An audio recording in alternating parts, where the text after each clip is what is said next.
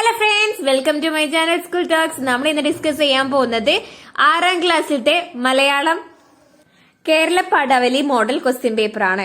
ഇവിടെ ഫസ്റ്റ് തന്നെ ഒരു പാസേജ് തന്നിട്ടുണ്ട്, നമുക്കത് വായിച്ചു നോക്കാം.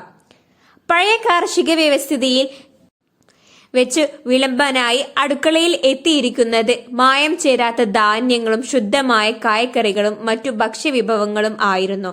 കീടനാശിനികളും രാസവളങ്ങളും കൊണ്ട് മണ്ണ് നശിപ്പിക്കുന്നതിന് മുമ്പുള്ള പരമ്പരാഗത കൃഷി രീതിയിൽ രുചിയുള്ള ആരോഗ്യപരമായ വിഭവങ്ങളാണ് വിളയിച്ചിരിക്കുന്നത്.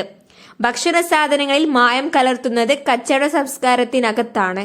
നമ്മുടെ നാടൻ വിഭവങ്ങൾ വെച്ച് വിളമ്പിരുന്ന അവസ്ഥയല്ല ഇന്ന് മാർക്കറ്റിൽ നിന്ന് കിട്ടുന്നവ വെച്ച് വിളമ്പുന്ന അടുക്കളയുടേത്. ദരിദ്ര കുടുംബങ്ങൾ ഇല്ലായ്മ കൊണ്ടാണെങ്കിലും താളും തകരയും ചേമ്പും കാച്ചിലും ചക്കയും മാങ്ങയും തവിടുമൊക്കെ ധാരാളമായി ഭക്ഷണത്തിൽ ചേർത്തിരുന്നു. യഥാർത്ഥത്തിൽ അടുക്കള ശുദ്ധം എന്ന് വിളിക്കേണ്ടത് മായം കലർത്താത്ത വസ്തുക്കൾ കൊണ്ട് ശുദ്ധമായ ഭക്ഷണം വെച്ച് വിളമ്പുവാൻ സാധിക്കുന്ന അവസ്ഥയെയാണ്. ഇനി നമുക്ക് ഇവിടെ തന്നിട്ടുള്ള ക്വസ്റ്റ്യൻസ് നോക്കാം. ഭക്ഷണ സാധനങ്ങളിൽ മായം കലർത്തുന്നത്. ഓപ്ഷൻസ് തന്നിട്ടുള്ളത് പരമ്പരാഗത കൃഷി രീതിയിൽ, നാടൻ വിഭവങ്ങളിൽ, രുചിയുള്ള ഭക്ഷണ വിഭവങ്ങളിൽ, കച്ചവട സംസ്കാരത്തിന്റെ ഭാഗമായി. ഇതിലേതാണ് ആൻസർ വരുന്നത്? കച്ചവട സംസ്കാരത്തിന്റെ ഭാഗമായി. ഇനി അടുത്തത്, അടുക്കള ശുദ്ധം എന്ന് വിളിക്കുന്നത് എന്തിനെയാണ്? ഓപ്ഷൻസ് തന്നിട്ടുള്ളത് മായം കലർത്തിയ ഭക്ഷണ വിഭവങ്ങളെ, പരമ്പരാഗത കൃഷി രീതിയെ, മായം കലരാത്ത വസ്തുക്കൾ കൊണ്ട് ഭക്ഷണം തയ്യാറാക്കുന്നതിനെ, രുചിയുള്ള വിഭവങ്ങൾ ഉണ്ടാക്കുന്നതിനെ. ഇതിലേതാണ് ആൻസർ വരുന്നത്? മായം കലരാത്ത വസ്തുക്കൾ കൊണ്ട് ഭക്ഷണം തയ്യാറാക്കുന്നതിനെ. അടുത്ത ചോദ്യം, പണ്ടുകാലത്ത് അടുക്കളയിൽ എത്തിയിരിക്കുന്ന ഭക്ഷ്യവിഭവങ്ങളെ പ്രത്യേക താഴെ പറയുന്നവയിൽ ഏതാണ്? ഒന്ന്, പരമ്പരാഗത കൃഷി രീതിയിൽ വിളയിച്ച രുചിയുള്ള ആരോഗ്യകരമായ വിഭവങ്ങൾ, മായം ചേരാത്ത ധാന്യങ്ങളും ശുദ്ധമായ കായ്ക്കറികളും മറ്റു ഭക്ഷ്യവിഭവങ്ങളും. ഓപ്ഷൻസ് വരുന്നത് 1 മാത്രം ശരി, 1 തെറ്റ്, 2 ശരി, 1 ശരി, 2 തെറ്റ്, 1ഉം 2ഉം ശരി. ഇങ്ങനെയാണ്. ഇതിൽ ഏതാണ് ആൻസർ വരുന്നത്? 1ഉം ശരി, 2ഉം ശരി. ഇതാണ് ആൻസർ വരുന്നത്. ഓപ്ഷൻ ഡി ആണ് ആൻസർ. ഇനി അടുത്ത ചോദ്യം നോക്കാം. ഗദ്യഭാഗത്തിലെ 4 പ്രസ്താവനകളാണ് ചുവടെ നൽകിയിട്ടുള്ളത്.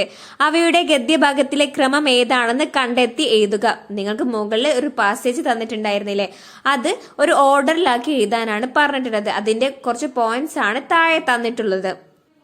ഓപ്ഷൻ എ, കീടനാശിനികളും രാസവളങ്ങളും നമ്മുടെ മണ്ണിനെ നശിപ്പിച്ചു. ഓപ്ഷൻ ബി, ഇന്നത്തെ അടുക്കളകളിൽ മാർക്കറ്റിൽ നിന്ന് വാങ്ങുന്നവയാണ് പാചകം ചെയ്യുന്നത്. ഓപ്ഷൻ സി, മായം കലർത്തുന്നത് കച്ചവട സംസ്കാരത്തിന്റെ ഭാഗമാണ്. ഓപ്ഷൻ ഡി, പഴയ അടുക്കളകളിൽ വിളമ്പിയിരുന്നത് മായം ചേരാത്ത ധാന്യങ്ങളും കായ്ക്കറികളുമായിരുന്നു. അപ്പൊ ഇവിടെ ഏതാണ് ആൻസർ വരുന്നത്? ഓപ്ഷൻ ബി ആണ് ആൻസർ വരുന്നത്. ഓർഡറിലാക്കുമ്പോൾ ഡി ആണ് ആദ്യം എഴുതേണ്ടത്, അതിനുശേഷമാണ് എ വരുന്നത്, അതിനുശേഷം സി വരുന്നു, അതിനുശേഷം ബി വരുന്നു. ഇനി രണ്ടാമത്തെ ക്വസ്റ്റ്യൻ എന്താണെന്ന് നോക്കാം. മുളകൊമ്പും നെവേഞ്ചിയും തന്ന രുചിയെക്കുറിച്ചും കേരളത്തിലെ ഗോത്രവർഗക്കാർ കഴിക്കുന്ന ഭക്ഷണ രീതിയെക്കുറിച്ചും സുകുമാരൻ ചാലിഗദ്ദ തന്റെ ലേഖനത്തിൽ പറയുന്നുണ്ട്. നിങ്ങളുടെ ഭക്ഷണ രീതി അവരുടേതുമായി എങ്ങനെ വ്യത്യാസപ്പെട്ടിരിക്കുന്നു? കുറിപ്പ് തയ്യാറാക്കുക. ഗോത്രവർഗക്കാരുടെ ഭക്ഷണ രീതി നമ്മളുടെ ഭക്ഷണ രീതിയിൽ എങ്ങനെയാണ് വ്യത്യാസപ്പെടുന്നതെന്ന് പറഞ്ഞിട്ടുണ്ട്. അതേപോലെ നമ്മളുടെ ഭക്ഷണ രീതിയെ കുറിച്ചുകൂടി എഴുതാനാണ് പറഞ്ഞിട്ടുള്ളത്. ആദ്യം നമുക്ക് ഗോത്രവർഗക്കാരുടെ ഭക്ഷണ രീതി എങ്ങനെയാണെന്ന് എഴുതി കൊടുക്കാം. അതിനുശേഷം നമ്മളുടെ ഭക്ഷണ രീതിയും എഴുതാം. അപ്പോൾ ഒരു കുറിപ്പിനുള്ള മാർക്ക് നമുക്ക് ഉറപ്പായിട്ടും കിട്ടുന്നതാണ്. കേരളത്തിലെ ഗോത്രവർഗക്കാർ പ്രകൃതിയിൽ നിന്ന് ലഭിക്കുന്ന ഭക്ഷണങ്ങളാണ് കൂടുതലായി കഴിക്കുന്നത്.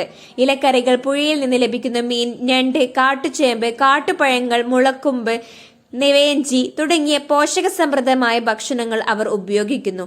സ്ത്രീകളും പുരുഷന്മാരും കുട്ടികളും ഒരുമിച്ച് കാട്ടിലും പുഴയിലും പോയി ഭക്ഷണ സാധനങ്ങൾ ശേഖരിക്കുകയും അവ പാചകം ചെയ്ത് ഒരുമിച്ച് കഴിക്കുകയും ചെയ്യുന്നു. അവരുടെ ഭക്ഷണ രീതി പ്രകൃതിയോട് ചേർന്ന് നിൽക്കുന്നതാണ്. ഇനി അടുത്തത് നമ്മളുടെ ഭക്ഷണ രീതി എങ്ങനെയാണെന്ന് എഴുതി കൊടുക്കാം. എന്റെ ഭക്ഷണ രീതി ഇതിൽ നിന്നും വ്യത്യസ്തമാണ്. വീട്ടിൽ തയ്യാറാക്കുന്ന ചോറും കറികളും പച്ചക്കറികളും പലഹാരങ്ങളുമാണ് എന്റെ ഭക്ഷണത്തിലെ പ്രധാന വിഭവങ്ങൾ. കൂടാതെ കടകളിൽ നിന്നും മാർക്കറ്റിൽ നിന്നും വാങ്ങുന്ന പല ഭക്ഷണ സാധനങ്ങളും ഞങ്ങൾ ഉപയോഗിക്കുന്നു. കാട്ടിൽ നിന്നും പുഴയിൽ നിന്നും ഭക്ഷണം ശേഖരിക്കുന്നതിന് പകരം കടകളിൽ നിന്നും മാർക്കറ്റിൽ നിന്നുമാണ് ഞങ്ങൾ കൂടുതലായി ഭക്ഷണ സാധനങ്ങൾ വാങ്ങുന്നത്. അപ്പൊ ഇങ്ങനെ ഒരു കുറിപ്പ് തയ്യാറാക്കിയാൽ നമുക്ക് ഉറപ്പായിട്ടും ഫുൾ മാർക്ക് കിട്ടുന്നതാണ്. അപ്പൊ നിങ്ങൾ ക്വസ്റ്റിന് ആൻസർ ചെയ്യുന്ന സമയത്ത് ക്വസ്റ്റ്യൻ ശ്രദ്ധിച്ച് വായിച്ച് അതിൽ തന്നിരിക്കുന്ന ചോദ്യത്തിനനുസരിച്ച് ഇതേപോലെ പാരഗ്രാഫുകൾ ആക്കിയിട്ട് ആൻസർ ക്ലിയർ ചെയ്ത് എഴുതാൻ നോക്കുക, വ്യക്തമാക്കിയിട്ട് എഴുതാൻ നോക്കുക.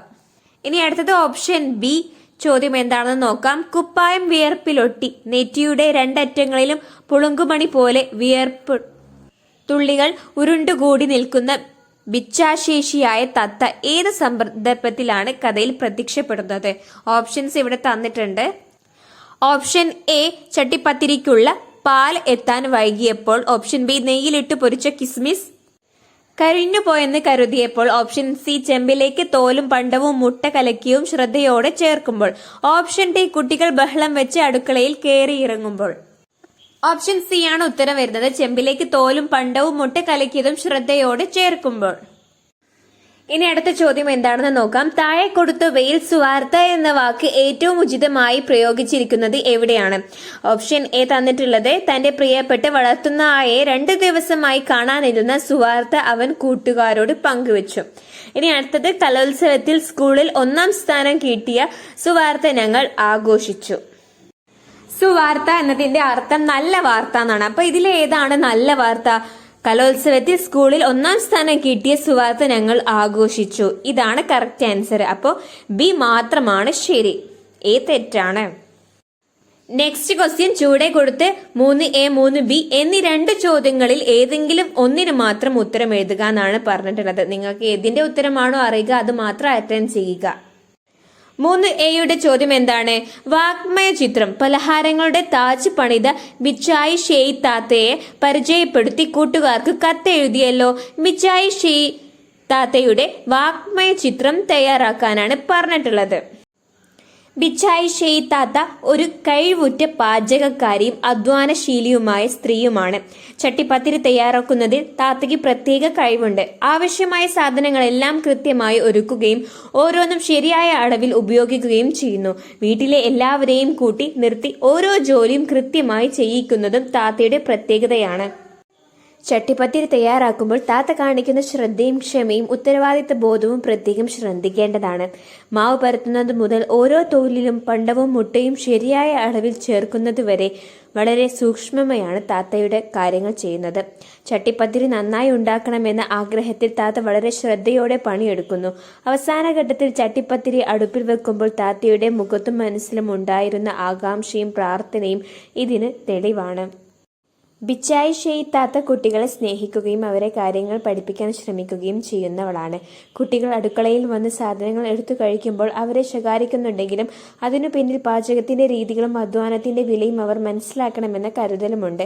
സ്വന്തം അറിവും അനുഭവവും മറ്റുള്ളവർക്ക് പകർന്നു കൊടുക്കുന്ന താത്ത അധ്വാനവും ആത്മവിശ്വാസവും ഉത്തരവാദിത്വ ബോധവും നിറഞ്ഞൊരു സ്നേഹമുള്ള കഥാപാത്രമാണ്. നമുക്ക് ഇത്രയും കാര്യങ്ങൾ ഇതിന് ഉത്തരമായിട്ട് എഴുതി കൊടുക്കാവുന്നതാണ്. സോ ഫ്രണ്ട്സ്, ഇനി ഈ ഒരു സബ്ജക്റ്റിലെ ബാക്കിയുള്ള ക്വസ്റ്റ്യൻസ് പാർട്ട് 2 ആയിട്ട് അപ്ലോഡ് ചെയ്യുന്നതാണ്. So thank you for watching.